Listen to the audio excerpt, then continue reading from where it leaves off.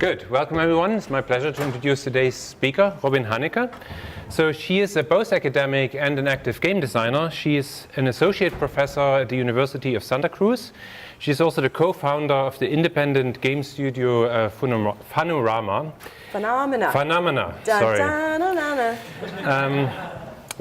Which creates experimental games for consoles, PC, VR, and others.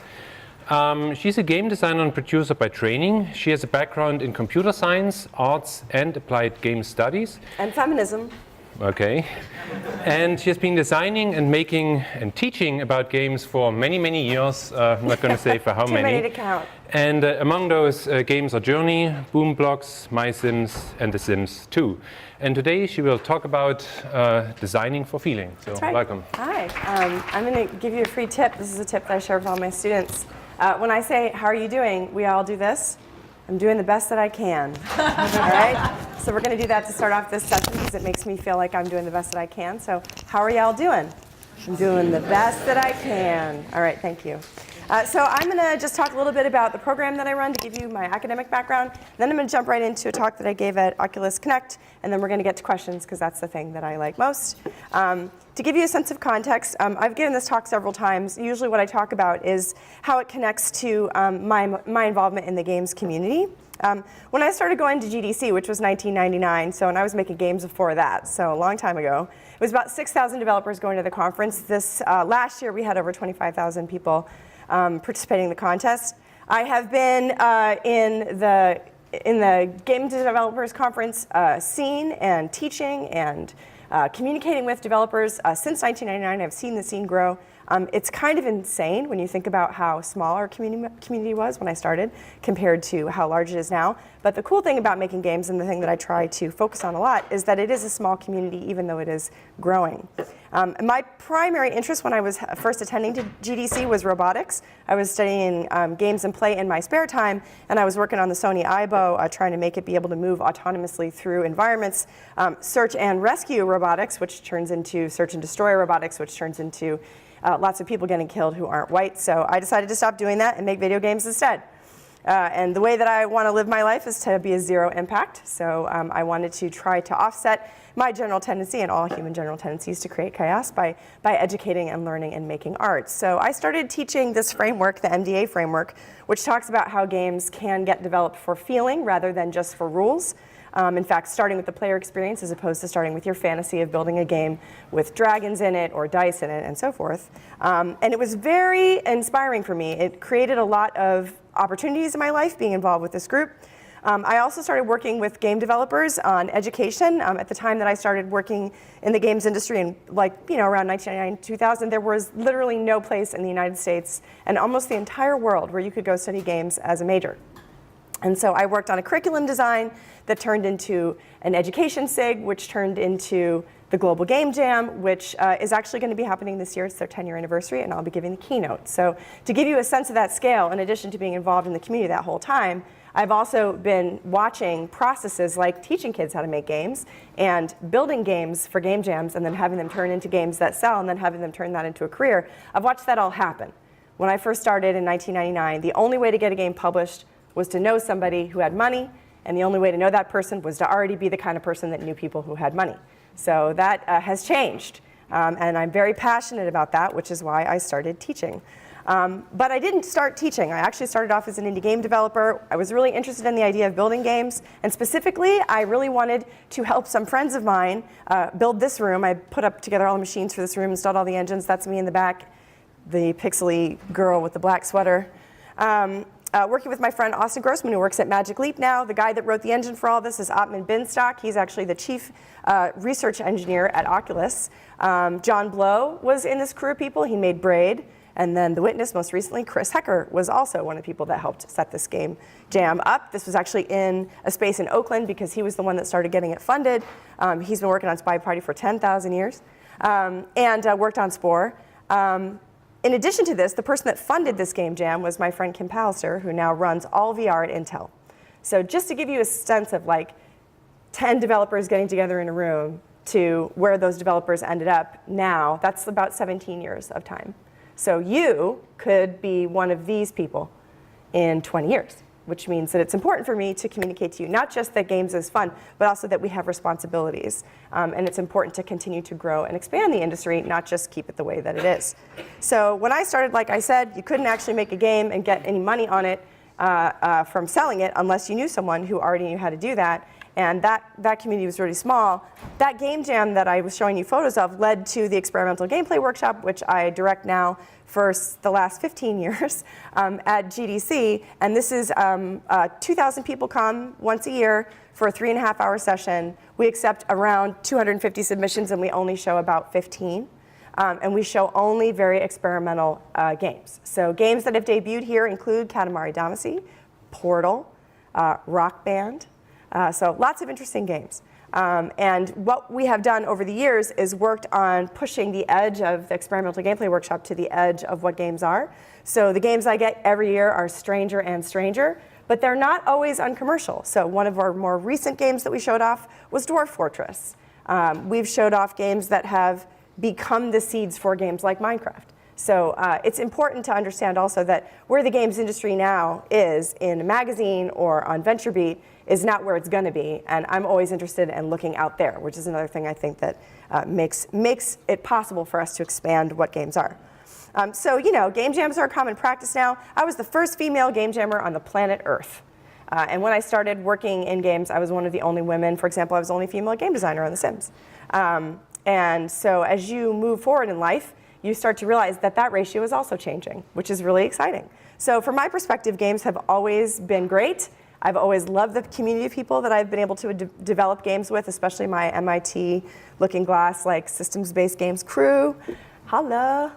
But I'm also really, really excited that there are so many more women. There are so many people of color. There are so many queer folks like myself involved in the industry. There are so many people who are out there making change happen. And so it's really exciting. I finished my career in commercial gaming, like as in big games, at EA working on Boom Blocks. And then I started thinking more and more about how could I promote change through the work that I did in the community? How could I move from making corporate games into making games that were unique and independent? And I also started thinking about how could I improve places like GDC with opportunities like this. Amplifying New Voices is a program that we put in place a couple years ago to give mid-career people in the games industry already an opportunity to get media training and learn how to present in an environment where increasingly they're getting invited to be on panels, which is great, but also kind of nerve-wracking, because getting up and standing and talking in front of a lot of people isn't what everybody dreams of. In fact, it is, I'll let you guess, the number 1, 2, or 3 fear of all people. Number 1, that's right. So, looking over the conference floor at GDC, I will see often more and more different people, more and more different games. We're basically effectively changing the ratio. So the kinds of things that you used to have to do to make a video game, which was effectively go to work at a giant corporation, attach yourself to a new IP, get it into the hands of a major publisher, and then onto the store's shelves, which was very difficult to do. Now you can just make a game and put it out on a PlayStation, and then everyone can just download it and play it. So that's amazing. I think we're doing the best that we can. So after I finished making Journey, I moved back to San Francisco to start Funomena, but I also started to give back at Santa Cruz. I have a lab there where I do research with graduate students and some undergrads on ways that we can use games to approach difficult topics, to improve social and environmental justice situations, and also to evoke citizenry, which are things that we feel passionately about at Santa Cruz.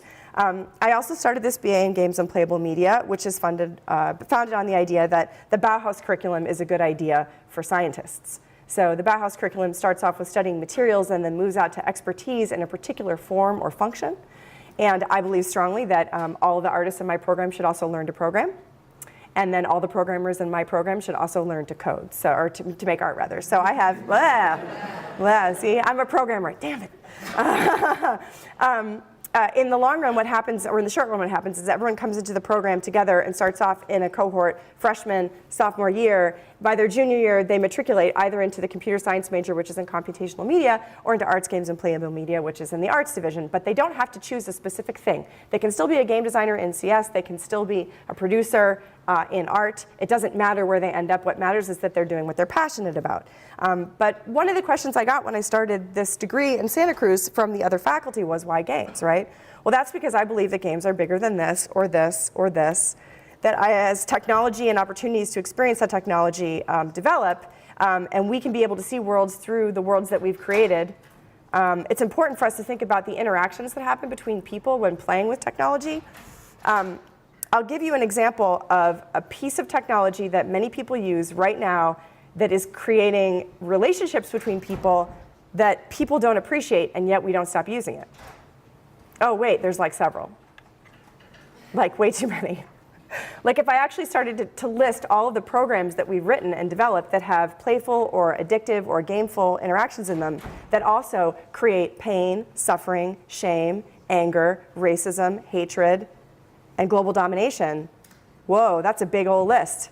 So, well, software is really powerful, so maybe what we should do is train the people that are making it now to have ethics and morality and a sense of art and humanity and building a way for us to live here that doesn't kill us. So that's what I've been doing there. And it's easy to do there because, like here, it's beautiful outside all the time. But it doesn't start with computer games. It actually starts with outdoor games. My classes actually begin outdoors. I no longer teach this class, which kills me because I teach the seniors now. My program is growing, but it's not growing as fast as it could. And there are not enough teachers to serve the students. My program is the fastest growing undergraduate major on campus right now, which is frightening. So here's a bunch of kids making a game in the outdoor games class from one of the years that I taught. It's called One. What I do is I have a big book. I have them roll dice. I open to the page that the dice are on, and then I say, make a game about this theme. And their theme was one. And the game ended up being that everyone in the class, it's about 80 kids. We teach it twice a year now, probably 3 times pretty soon. Everyone in the class is outside, and they break them up into 3 equal-sized rings. And then 6 people get under this ball and have to make it from one place to another without getting enclosed by the group. But the group has to reach itself and create a giant ring before it can enclose them. So you have 3 small rings of kids running around trying to connect each other while also trying to move themselves closer to the one, and then the one is trying to get away from them. And the reason that they built it is because they wanted to build a game about the experience of collaborating under difficult circumstances, which was easy when they were carrying the giant earth ball around. But then the rest of the class, like, what were they going to do with them? So they had to create a set of constraints that would make those people feel like collaborating as well, right? That's the kind of thought process that I teach in Santa Cruz, and it's the kind of thing that I've been teaching in the games industry for a very long time. So I am a teacher, quote unquote, but I have been talking about these things for the entire time that I've been a developer because I am a designer and I want to play good games. And it is my feeling that when you make games with this philosophy of thinking about the feeling that everyone's going to have, and when you make software with this philosophy, you can make software that's actually enjoyable and also dedicated to maybe improving the feeling of the people, as opposed to just creating an addictive loop where they feel compelled to touch the screen. So the other thing that I'm really interested in about games is autobiography. So this is some photographs from the class that I teach and when I have a chance to teach an elective to the undergraduates in their juniors or senior years. This is about building games from objects that are personally important to you. It's a very small class. It's about 25 kids maximum. We work in the giant studio here. And what we do is we build games that explore things like letting go of bad memories or understanding your relationship with the objects in your life, things like that. It's a very personal class. It's taught much more like a traditional art class in which people do the work and then we present crit and we talk about, like, okay, how can we really make this feel more like living with autism? So for example, this game, which was actually a modification of Set, the card game, is a game designed to explore the feeling of living on the spectrum and hiding a disability. So the way that the designer, who is on the spectrum, designed it, the rules are such that everyone at the table has one kind of set that they can't put out, except one person who has no handicap. And then, as you play and you watch people interacting with the set, if you spot that they have a handicap or a disability or are otherly abled, and you point it out, you get their cards and they lose.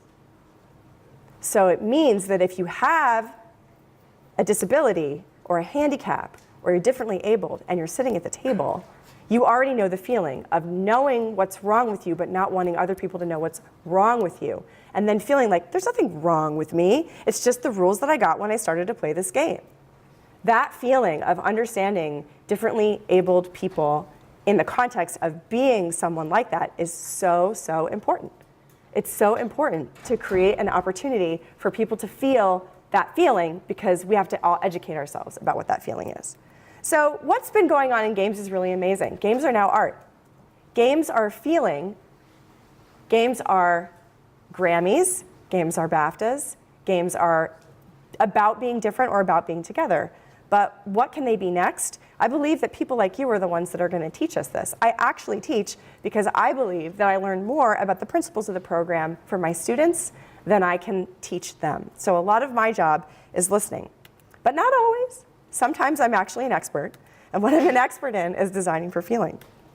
So in prepping this particular talk, which I gave at Oculus Connect this year, I went through all the talks I had ever given about the process of building Funomena and thinking about what it was that was fundamental to the company and to the games that we make, which is really a philosophy of exploration, which is really a philosophy of production, which is really a philosophy of design. So designing for feeling, to me, is about trying to make things that are triple E. This was what I used to say way back when I was first working on Journey. I would give talks about triple E games when nobody had ever seen Journey and knew what it was. What was that for me? It was elegant, expressive, and emotional games.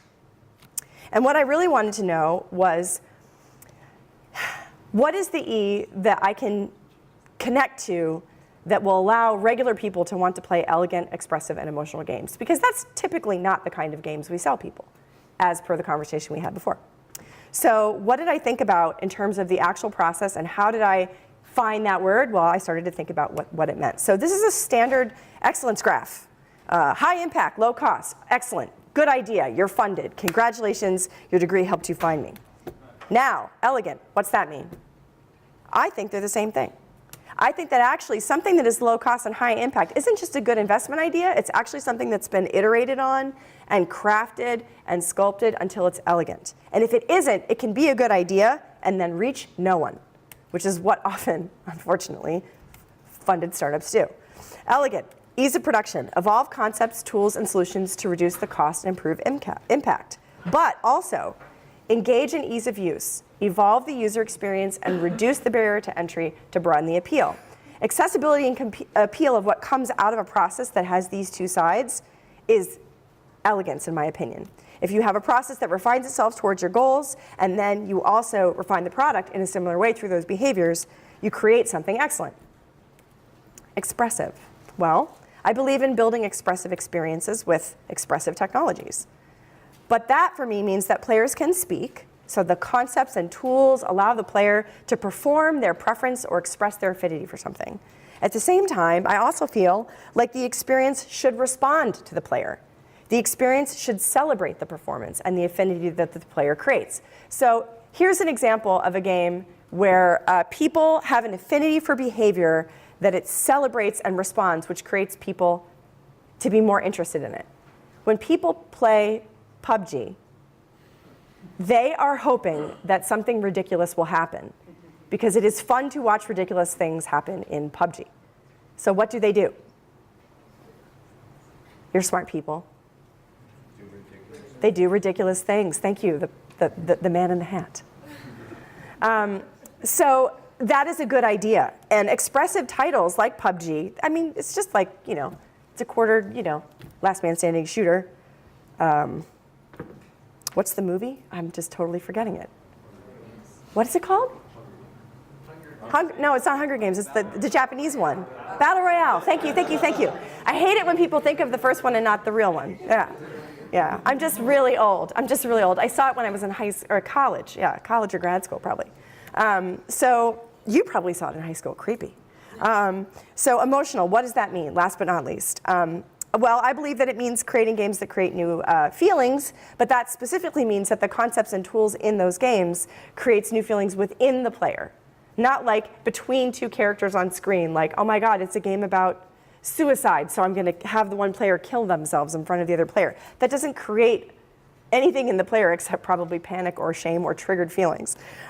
Maybe if you really wanted to create a game about suicide, what you would do is you would create a game about the process of becoming increasingly mired in a dark feeling that you couldn't escape. And then you wouldn't even show the suicide, because who wants to do that? It's triggering and shitty. So now, shaped by the feelings.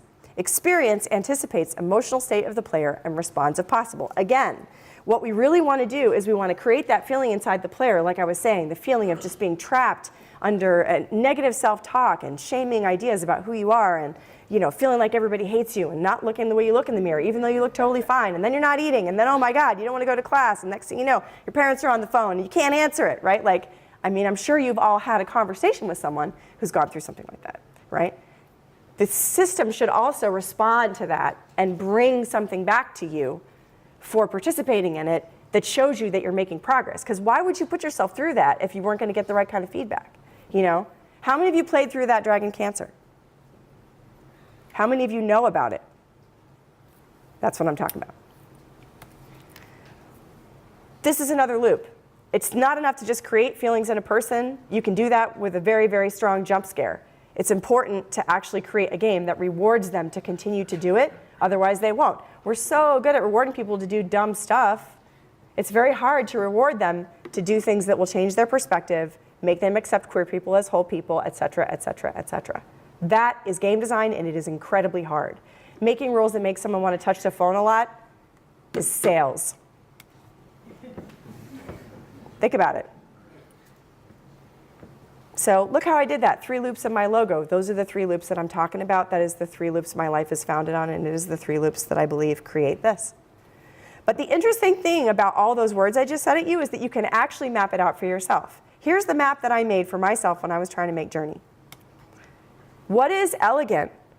If it's not elegant, it must be Baroque. What is expressive? If it's not expressive, it must be incredibly scripted. For example, PUBG versus any 90s era console shooter that had a single player mode.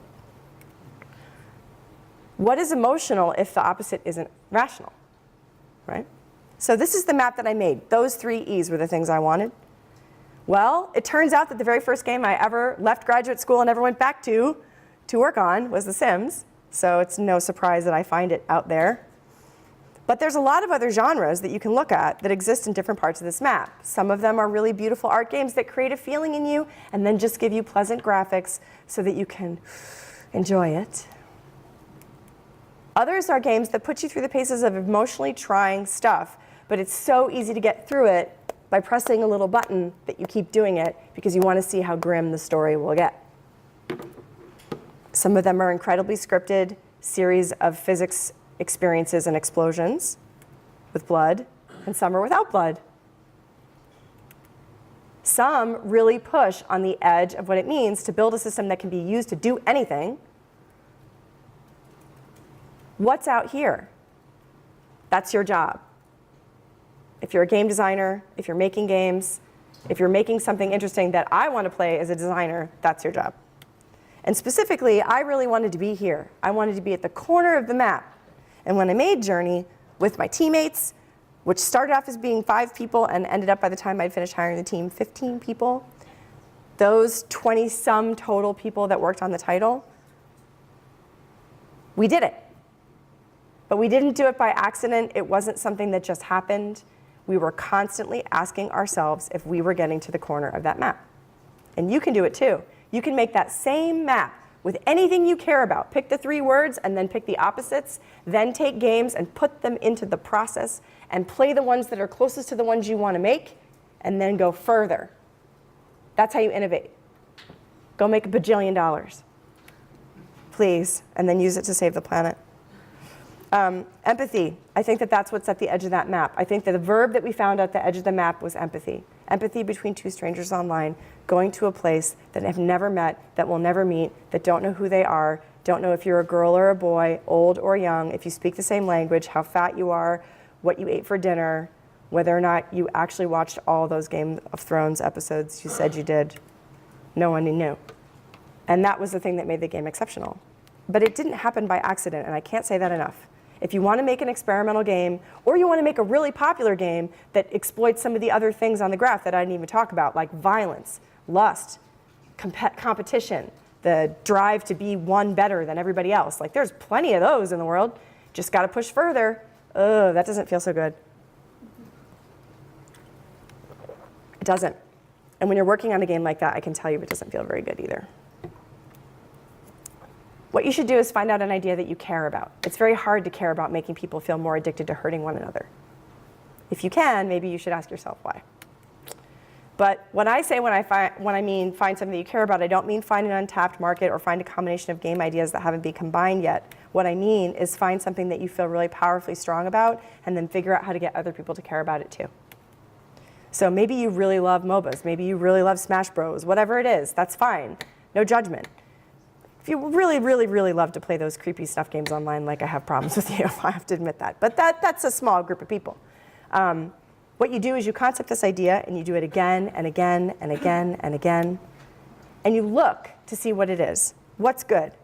These are all the characters that we made when we were making Journey. There's 5 of them. Which one took the least amount of time to make? We'll start. That's number 1 and this is number 5. How many for number 1? How many for number 2? How many for number 3? 4, 5. Okay. This one took the least amount of time. But it also took the most amount of time. It was actually number 1. Number 1 was the shittiest thing. We just put it in. It was like the dude. That's what we called it, the ninja. Which one took the most time? 3. How long was it in the game? 1 day. We built a fully articulated, animated character with clothes that would grow over time. This idea was that these were little prayer flags that you would get as you interacted with other people. And you could exchange them. That basically you'd have a unique one that you could give to other people. It was a super good idea. Please, someone make a game about it. But then we built that thing and we put it in the game and it ran like crap. And it looked bad. It was extremely difficult to control. And it gave you all these affordances that you couldn't use because we actually made a game that you could basically go like this in. So that's what this is. And this game actually, or this character rather, took the least amount of time to actually physically make because this is actually code. There is nothing in this that it can be made in Maya. It's 100% just a rig, and then the rig is animated, but the whole model is actually made by the computer. It's dynamic cloth. So I kind of cheated in the sense that it took us 2.5 years to figure out how to make this thing. So that's like if you add the production cost, it actually took the longest. But the time spent discussing what it should be was very narrow by the time we got here. How long did it take us? It took us 2.5 years to get here. How many years did it take us to make the game? 3. So I played a lot of this and a lot of this and a lot of that. I didn't even really get to play the game with the journeyer in it for a very long time. Doing that kind of work is the thing that makes it possible for you to make something great. That's what I believe. I think that you have to test the ideas that you have like they're not yours, which is really hard to do. I will tell you, I'm sure you've heard it from your instructors, it is very important for you to look at what you're making with the eyes of an honest individual, which means not to be biased by what you're making. Because fear is the mind killer, and if you're afraid of making something crappy so you can't see how crappy your thing is when you start making it, which it's always crappy when you start making it. It's like the first pancake, it's always bad. Now, I mean, maybe you've perfected it, but I certainly haven't. I even have a special pancake pan because I've been making pancakes longer than you, but I still can't make them perfect the first time. And if we're afraid to see what's not right in our game, how are we going to see what's not right in the team environment or in the company philosophy that I'm working at or in the world? You got to start with yourself, and you got to be willing to be wrong. This is very, very important. And knowing that you're wrong means that you have to throw stuff away that isn't good, but specifically, you have to throw away the things that don't reinforce the feeling in your idea. So this helps you bin and get rid of bad ideas and think of and put good ideas in, which is why all artists have sketchbooks, because the sketchbook is where you throw the trash from your mind, and then you have a good idea, and then you turn it into a drawing, and then you turn it into a painting or a sculpture or a program or whatever, right? How many of you keep a garbage can notebook where you just dump all your thoughts? Good practice. It's a good idea. It's very good. How many of you like to draw the back of people's heads in class? Oh, dang. That was my favorite thing to do in my shit notebook. All right. So this process, I believe, this process of binning and liking and binning and liking and trashing over and over and building, is the secret sauce that makes things great. And I think that it takes prototypes from being more what they are to more than a prototype, eventually to a game.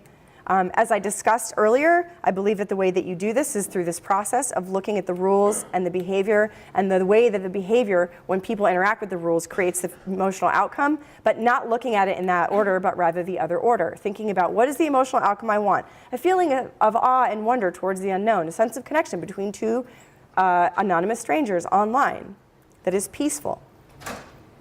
And then put the mechanics in. Gliding, sliding on the sand, singing to other people, singing to the flags, avoiding dragons, and walking. It's not a lot. It's $3 million worth. It's $500,000 an idea. You got to throw away bad stuff. How many Zelda puzzles do you think the designers on Journey made? No, you walk over here and you press this button, and then you go, "Mwah," and then the door opens. Like, okay. They're there, kind of, in those scenes with the ancestors, but not really. Everything that we did first, we always said why, right? We were always looking for the feeling in our prototypes, and eventually that feeling became a real thing. How many years did it take from day one for me to find that the players that were playing did not look at their phones during the cutscenes? Almost 3. Journey came in so hot that we actually couldn't finish a sound design pass on it. Like, there's an entire sound design pass that never got in because we couldn't introduce any more bugs because we were so close to cert. Do you care? No. It's perfect the way that it is. How are we doing? Let's try that one. How are we doing? I'm perfect the way that I am. Ready? 1, 2, 3. How are you doing? I'm perfect the way that I am. See how good that feels? You can do that by yourself anytime. It's totally free. Again, just saying. So you just want to do this stuff until you're done. That's the end of my lecture. No, I'm kidding. There's no particular way to do this, but I can guarantee you that as you do it over time, you're going to do more than just one thing, and you're going to do it in more than just one way. So eventually your process will develop. It's taken me years to figure out my process. What's in your design toolbox when you start designing games? Nothing. What do you put into it? Mistakes, failures, uncertainty, bad decisions, an occasional good decision, but mostly it's mistakes. What happens to those mistakes? They can be shaped into something good. That's right. They crenulate, they condense, and they form stories. And then what do you do with those stories? You tell them to other developers. You get drunk at GDC, and you're like, and there I was, checking in on the last day, and I totally erased the entire repository, and then they hung a dead chicken on my door for 2 weeks. Thank God we had a backup. You know, whatever it is. That's a very dramatic example. But, you know, a lot of times it's like, yeah, you know, we decided that we really needed to hit this date, so we shipped the game, and then we were patching it for 4 weeks. It was super, super painful. I just did that. So, you know, it's important to remember these things. What happens when you collect all the stories from everybody else who's also done it? Because everybody makes the same mistakes. Wait till you're 45 and you realize that. It'll be such a great moment in your life when you really understand that everyone has made all the same mistakes and you're just another one of them. It's just amazing. When you've heard all these stories, what happens with them? The same thing. They crenulate and they condense and they turn into intuitions. And intuitions are very rare because it takes making all the mistakes, picking out the good stories, sharing the good stories with people, and then learning to trust your gut. Like, you can't trust your gut right now. I'm just going to tell you your gut sucks. Like, you haven't made enough video games to trust your gut. You haven't really had enough relationships probably to trust your gut. You haven't driven a car long enough to trust your gut, and yet you're all driving probably. There's a lot of things that you probably should not be doing yet based on your gut alone. And the important thing is that you understand that and that you see your life as a process of creating opportunities to get those stories from other people and sharing your stories. I could make a meta point here that would go on a Hallmark card about how you can do the same thing with anything in your life. Survivor stories, you know, being a first-generation student, like there's a million things you could talk to your friends about where you can create intuitions about those too. But I usually only talk about game design, so I'll keep doing that. Time. The only thing I can guarantee you about a project is that it will take time. Which is why you should choose your projects carefully, because sometimes they take a long time. And they get really hard. because they get uncertain. It's not really easy to know like what's actually going to happen in life. How many of you know right now what's going to happen in the next 5 minutes? See, I mean, you really ask yourself, I could just take this water and I could pour it on my head and I could start tap dancing and then run out of the room. That's exactly what Oh my God, please come to Santa Cruz and be my student. You never know. I mean, we tell ourselves that we know. Like, look at a tree. Like, when you leave here, go outside and look at a tree. But, like, don't just look at it. Like, actually look at it. Like, if you were going to sit down and draw it, look at it for, like, 2 minutes. Just pick one. There's a lot of beautiful trees on your campus. Your campus is gorgeous. You have a lot of buildings. And the bathrooms are so clean. It's like, I feel like I could eat off the floor and like right here. It's amazing. It's stunning. You live in a beautiful castle. It's amazing. I'm stunned by it every time I come here. When you know that things are going to get hard in your life, how do you know? Oh, because your phone rang. I'm sorry. How do you know that things are going to get hard in your life? Well, you feel the uncertainty kind of building in your body, usually in your belly, but sometimes in your chest, when like you're going on a date maybe, or you just started to drive your car, or maybe you're still driving it and you know you're a terrible driver, whatever. All I can guarantee you is that your project will take time, that at some point there will be a peak of maximum uncertainty, and then at that point there will be a peak of maximum effort shortly after. The uncertainty is the precursor to the giant amount of work that you need to do to actually get something good done. Like, for example, Journey. Like, here's 2.5 years. This is like 2.5 years into the project. And then this is the last, like, 6 months of the project. This is the project shipping and making money starting for us about here, a year after it shipped, because we had to give them all back their money. And then now we know what it is. And then there's the whole other timeline of the 5 years after Journey. But like shipping your game doesn't actually happen here. It happens like here, usually. So here's a quick look at my most recent game, Luna, from this perspective. And I'm going to take about 10 minutes, maybe 8 minutes to do this, and then we're going to have questions. I designed Luna to create the feeling of transformation. I wanted to present players with a simplified landscape that looked like paper, inspired by these paper look worlds.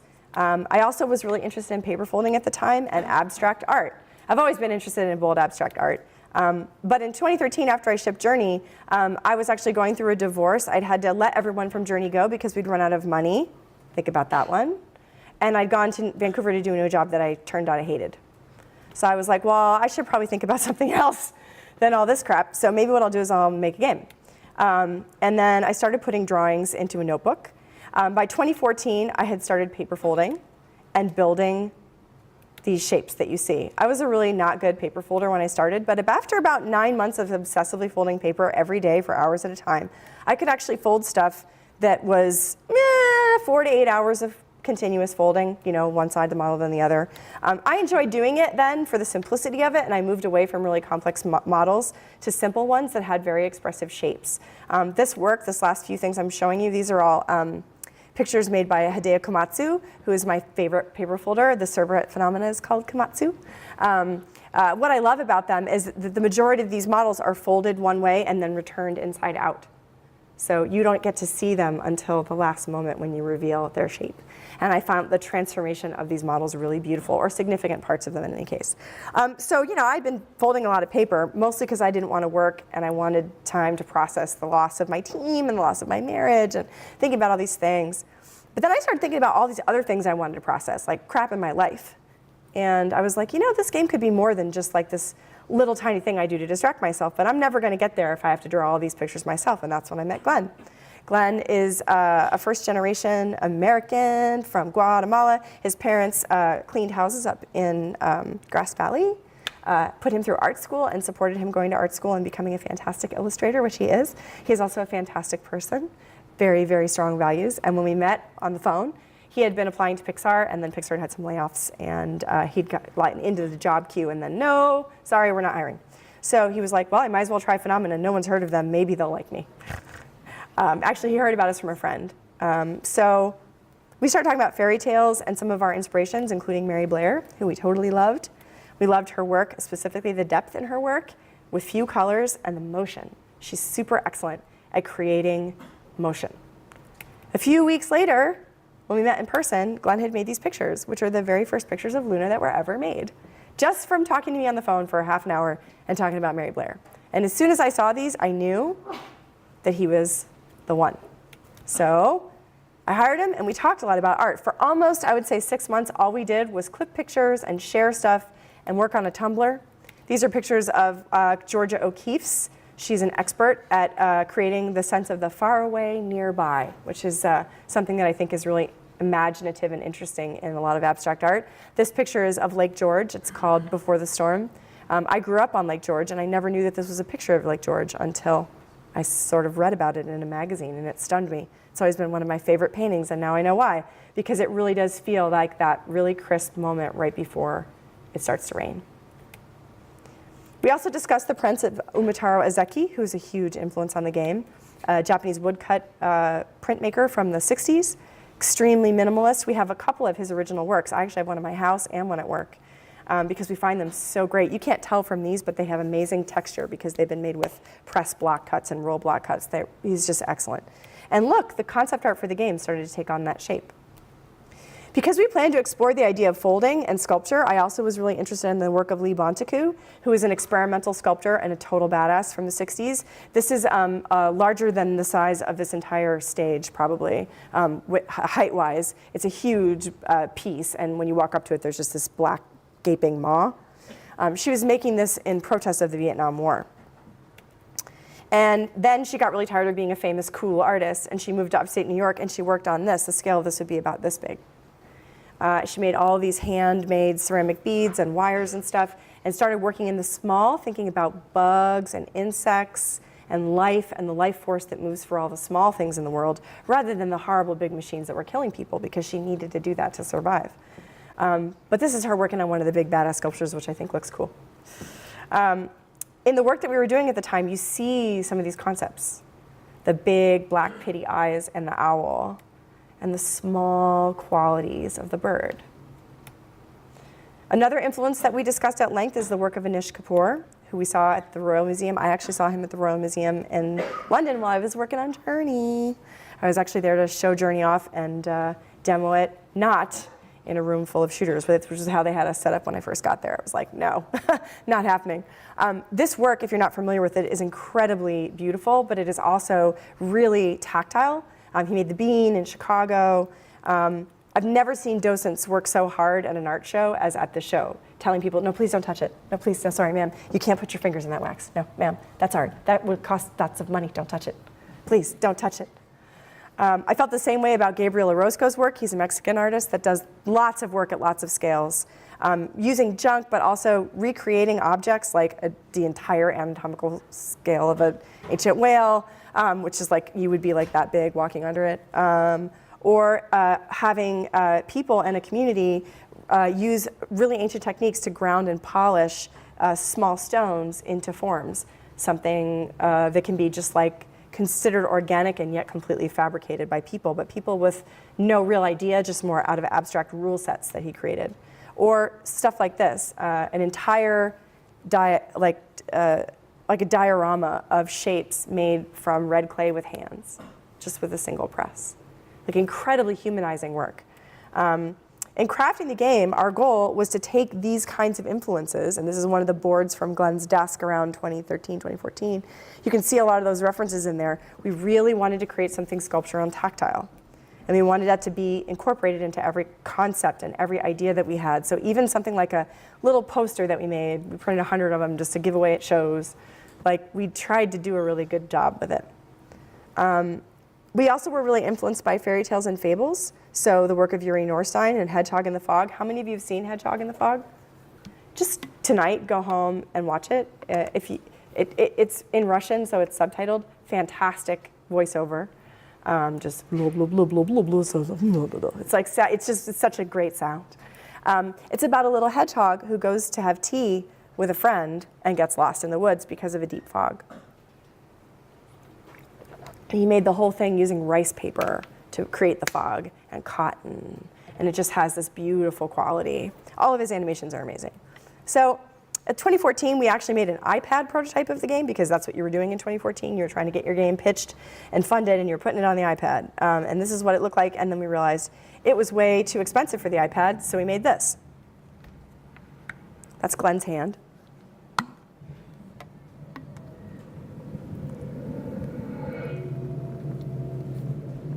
This was made for the Intel RealSense camera. How many of you have heard of that? That's right, it got canceled. But it ended up in a bunch of other stuff, which is now in your VR headsets, which is amazing. And Intel is awesome because they can do the thing that game developers do, which is innovate and then realize something's crappy and then turn it into something good. So the whole idea was that you were going to be able to reach in front of your computer. This is actually my computer that I'm using right now, to grab and move the stars. And as you align the stars in place with your hand, you would have this feeling of connection with the game on your PC like you'd never had before. And then you would build a totem, almost like a carved Pueblo fetish, and you would keep it, and then that would progress the game forward.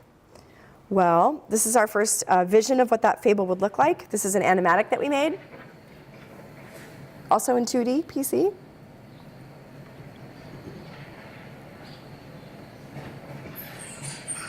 To set up the idea that the game was about a small bird that felt uneasy.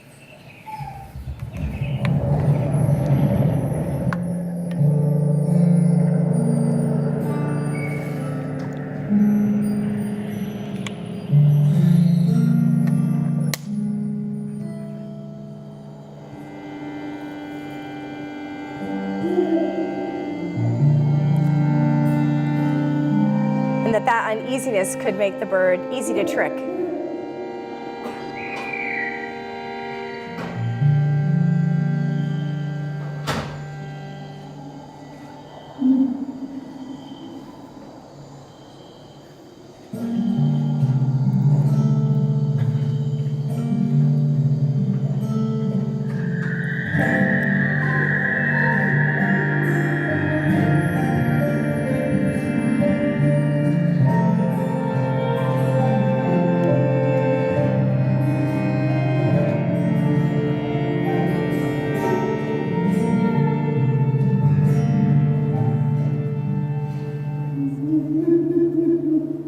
That was our best attempt at capturing the feeling that we wanted players to feel, which was kind of a spooky uneasiness about what was possible in this bird's world.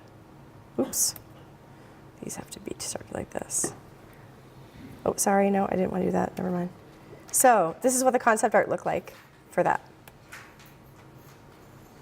The idea was to make a game that you could make lush, which started off looking really ghostly and unalive.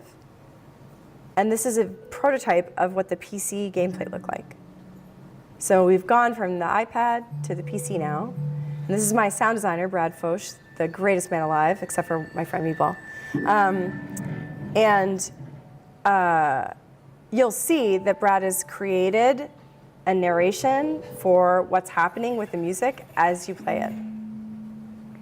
I have so many videos like this. This is the process of game design. It's expensive. Like, you can't just throw a bunch of rules in a thing and then like have it work. It doesn't work like that. Anyone who tells you that it does is lying to you. I'm not going to show that one. This is what it looked like when we decided finally in 2016 to turn the game into a VR title, because hand-track controllers were available at experimental levels within Oculus and Facebook. Oculus and Facebook have been incredibly supportive of the title, and I should mention that in that process of trying to find who we would pitch the game to, what we ended up doing was just continuing to work with technology partners and evolving the concept until we found the right match, which was this. So I raised all the money for this game on my own by working with technology partners to explore the way that technology feels. I'm going to show you one more. So before we go to questions, this is a scene from the game. It's a healing scene. And this is actually shot in the headset. If it will actually work, which it won't. No. No. There we go. So this is what the game kind of looks like now. In this scene, you've created a world that brought the turtle out of the water, but the turtle is sick because it's also swallowed a piece of the moon.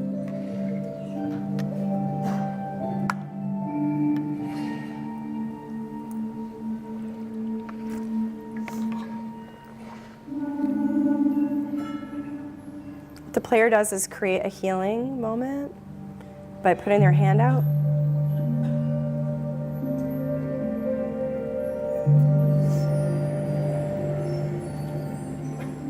And that allows the moon's void to appear, which allows them to heal the turtle.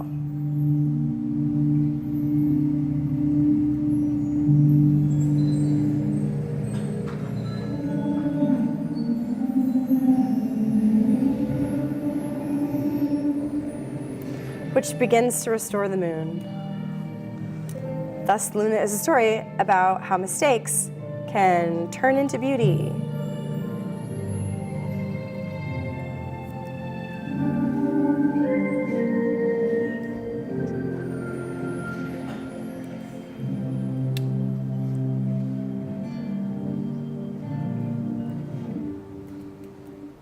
So that's pretty far in a few minutes. And when I told you about this slide, I meant it. Like when I was writing this presentation, I realized that we had been doing this for a long time. And the designing for feeling was something that was not just a foundation of my practice as a professor and as an individual designer, but as my practice for life. So about 2 weeks ago, I posted a series of tweets on Twitter about my personal experiences in which I referenced the Me Too hashtag because I am also a survivor of sexual violence and sexual assault. And I revealed the fact, which I hadn't been sure I was going to, that the deep, deep thing that I wanted to let go of when I was making this game was that. And it's really important, I feel, to talk about the fact that you can hold on to your pain as long as you want, and you can turn it into whatever you want. And you can turn it into violence. You can turn it into games about shooting people. You can turn it into games about suicide if you need to. You can also turn it into games about letting go and beauty and the practice of letting go of your pain, transforming not just you, but the way that you make games and the way that you build a company and hopefully the way that you teach and influence the world. It's very, very important for people to understand that they are enough. It's very important for people to understand that they are loved. It's very important for people to understand that things that have happened to them that they didn't want to have happen or couldn't have possibly predicted, as I pointed out earlier, are not their fault and that they are enough. It's very important for you to build games about something you care about so that at the end of a talk that you give 20 years from now, people will feel that you are as authentic and genuine as I am standing up here right now. That's it.